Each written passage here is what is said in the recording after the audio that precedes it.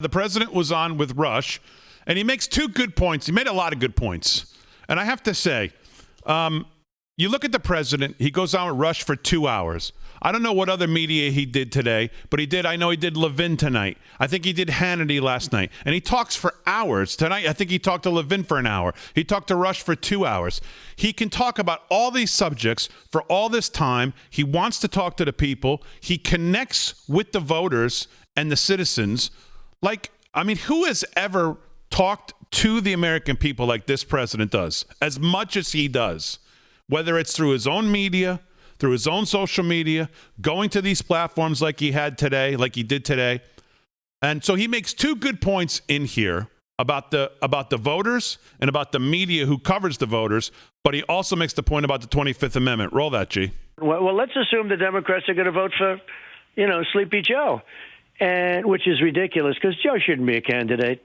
Joe's in no condition to be a candidate. Well, we can say it nicely or we can say it badly. The 25th Amendment that crazy Nancy's playing around with, she's gone crazy. She's a nut job.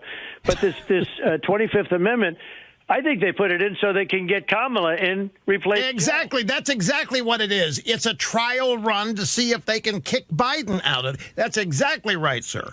It's not aimed at you. That was the first thing I thought of. And by the way, the Republicans have been really very good to me. One thing the Republicans have to do, though, they have to get tougher. We have some great ones. You know that. Jim Jordan and Meadows has been great. A lot of them have been great. But the Republicans have to get tougher. Yeah.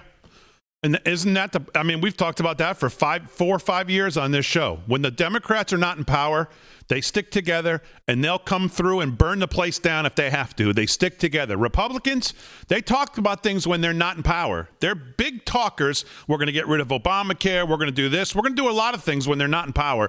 And then as soon as they get it, they're like the kid on stage who's never seen the bright lights before. They don't know what to do. And they don't play dirt.